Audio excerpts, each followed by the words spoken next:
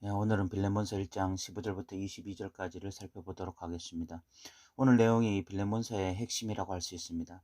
본 내용은 그리스도인이라면 누구나 공감할 수 있는 내용이고, 이 당위성이 분명한 내용이지만 막상 우리의 삶 가운데 그런 일이 일어나면 가장 하기 힘든 일 중 하나입니다. 먼저 15절을 읽어보겠습니다. 아마 그가 잠시 떠나게 된 것은 너로 하여금 그를 영원히 두게 함이니 라고 말씀하고 있습니다. 여기 오네시모가 빌레몬으로부터 도망간 것을 잠시 떠나게 되었다고 표현하고 있습니다. 이는 오네시모의 도망에 대해서 미워할 생각은 없지만 이 도망을 직접적으로 언급하여 빌레몬의 신기를 건드리지 않기를 원하는 마음이 있었던 것 같습니다. 또한 잠시 떠났지만 너로 하여금 그를 영원히 두게 하려 함이라 라는 말씀이 있는데, 여기에는 두 가지 중요한 의미가 숨겨져 있습니다. 이 첫 번째는 형제됨입니다. 이 영원히 함께 있을 사람은 이 세상에 없죠. 그런데 빌레몬과 오네시모가 영원히 함께 있는 자가 되었다라고 말을 합니다. 이는 예수 안에서 한 형제가 되면 이제 이 땅에서뿐만이 아니라 우리가 영원 속에서 함께 거하게 되는 존재들이기 때문에 이런 한 형제됨, 예수 안에서 한 형제됨을 강조하는 것이고, 이 두 번째는 하나님의 섭리입니다. 오네시모의 도망은 분명 잘못된 행위였습니다. 18절에 그것을 암시합니다. 그렇지만 하나님은 오네시모의 도망 가운데 섭리로 역사하셨습니다.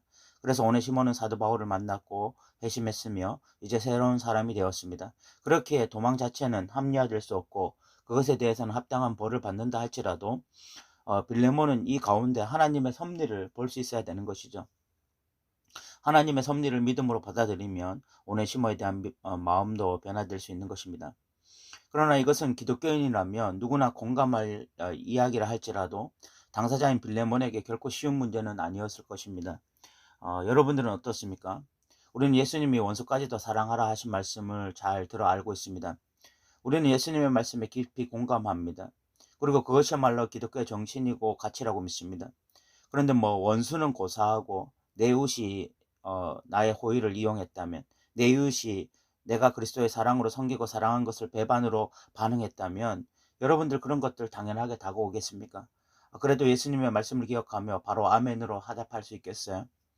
이것이 남의 이야기가 아니라 그냥 어떤 당위적인 이야기가 아니라 이것이 나의 이야기가 될 때는 결코 그렇게 사랑하는 것이 어떤 쉬운 문제는 아닌 것입니다.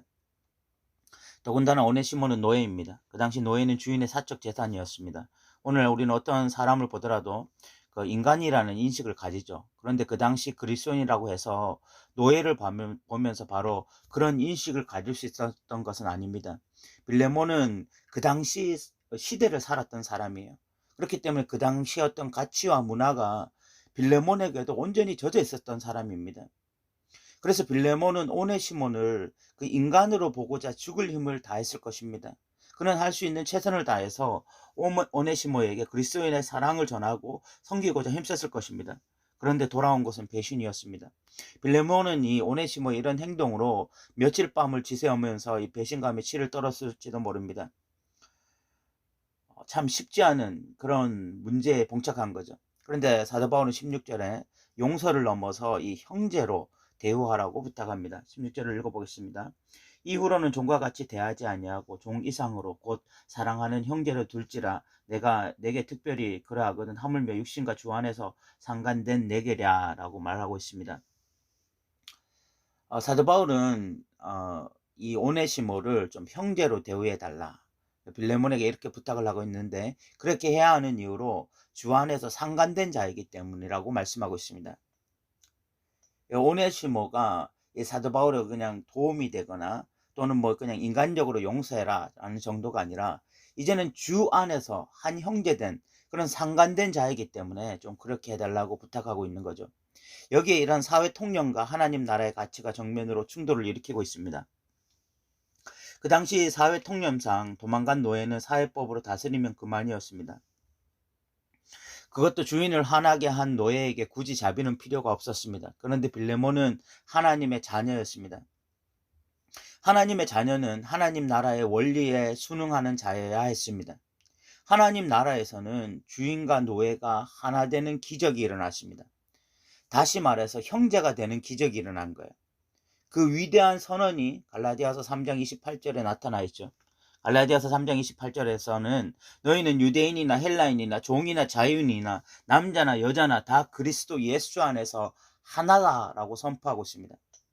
뭐 오늘날 현대인들에게 유대인이나 헬라인이 하나다, 뭐 종이나 자유인이 하나다, 남자와 여자가 하나다라고 하는 선언은 그냥 아멘 할 수 있는 너무 쉬운 이야기입니다.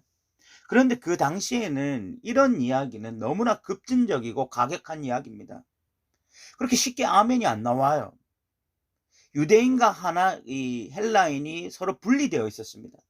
건널 수 없는 강을 이미 건너버린 그런 완전히 깨어진 관계였어요. 그리고 이 종과 주인이 하나 된다는 것도 결코 쉬운 일이 아니었습니다. 뭐 하나 된다면 낭만적인 이야기일 수는 있지만, 그러나 종과 주인이 하나 된다는 것도 결코 쉬운 문제가 아니었고, 남자가 여자가 하나 된다는 것도 너무너무 어려운 이야기였습니다. 이미 포지션 자체가 남자가 여성 위에 있었기 때문에 그렇게 쉬운 문제가 아니었어요. 그런데 지금 이 사도 바울이 갈라디아서 3장 28절에 새로운 하나님 나라가 이 땅에 임했다. 하나님 나라의 질서가 임했다. 그것은 유대인이나 헬라인이나 종이나 자유인이나 남자가 여자가 하나 되는 것이다 라고 선언을 한 거예요. 우리는 사탄의 나라 백성이 아니라 하나님 나라 백성이 되었다. 사도 바울은 이제 이 빌레몬에게 단지 형제로 오네시모를 용납하라고 말하는 것이 아닙니다. 그런 의미도 있어요. 형제이기 때문에 용납하라는 것도 있습니다. 그런데 더 중요한 것이 있습니다.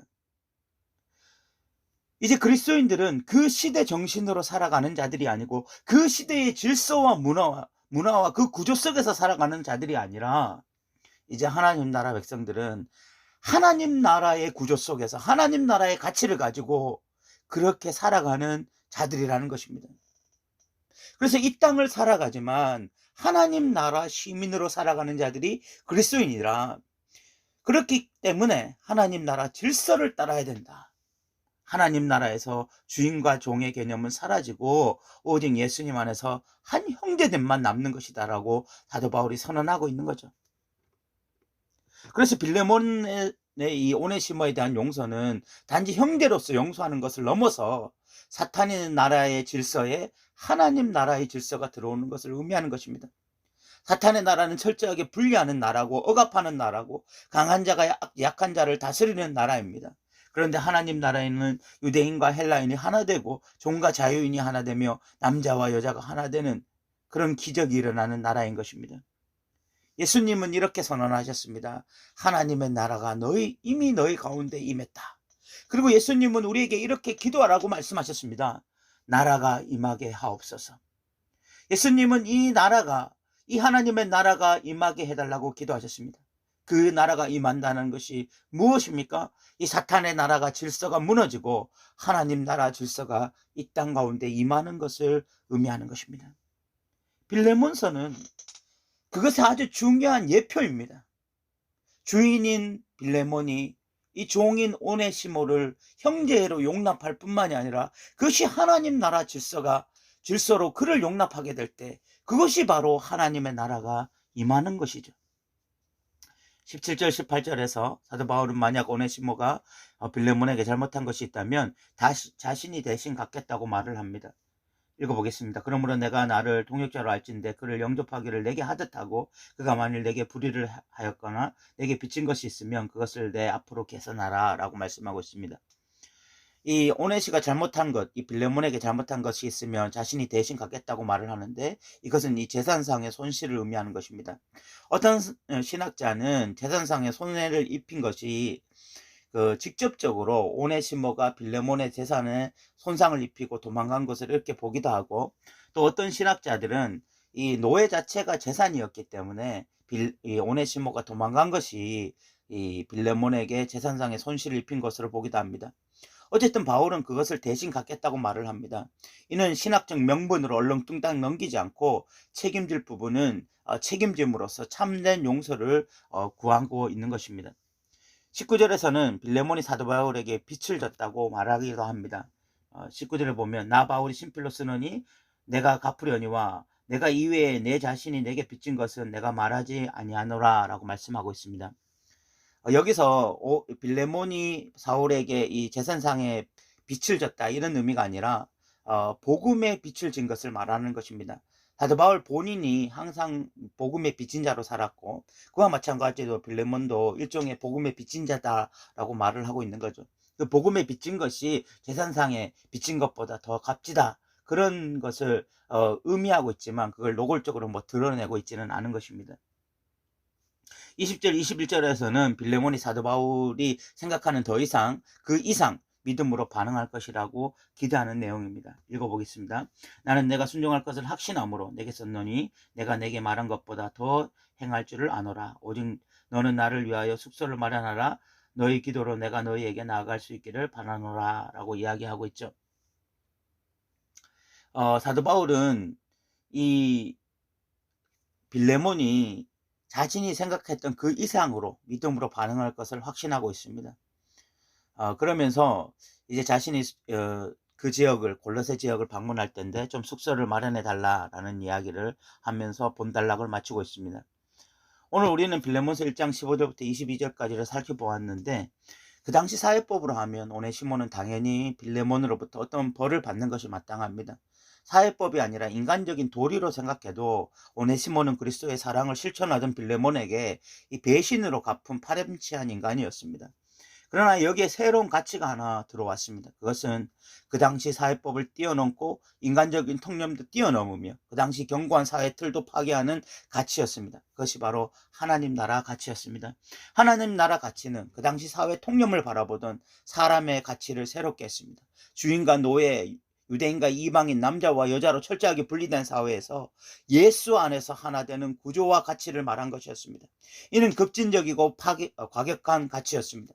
그러나 진정한 하나님 나라 백성들은 바로 하나님 나라의 가치에 순응하며 살았던 자들이었습니다. 오늘날 마찬가지입니다. 진짜 복음이 그 사람 안에서 작동하면 그냥 고분고분 이 세상 구조와 가치에 순응하며 살 수 없습니다. 그렇게 고분고분하면서 세상이 주는 부스러기 은혜에 기대어서 살 수 없습니다. 복음이 그 사람 안에 들어오는 순간 전복이 일어납니다. 견고한 생각이 무너지고 삶의 습관도 바뀌게 됩니다. 사회를 바라보는 시선이 달라지고 새로운 가치관이 생기게 됩니다. 무엇이 진짜이고 무엇이 가짜인지 판단하기 시작합니다. 그래서 남은 여생은 새로운 가치와 구조로 살아가게 되는 것입니다. 이것이 바로 하나님 나라 안에서 살아가는 자들입니다. 오늘날 빌레몬은 우리가 되어야 합니다. 이 시대의 가치관, 이 시대의 구조, 이 시대의 사람들이 생각하는 통념을 뛰어넘어서 정말 진리의 구조를 따라서 하나님 나라 구조를 따라서 살아가는 저와 여러분 되셨으면 좋겠습니다. 들어주셔서 감사합니다.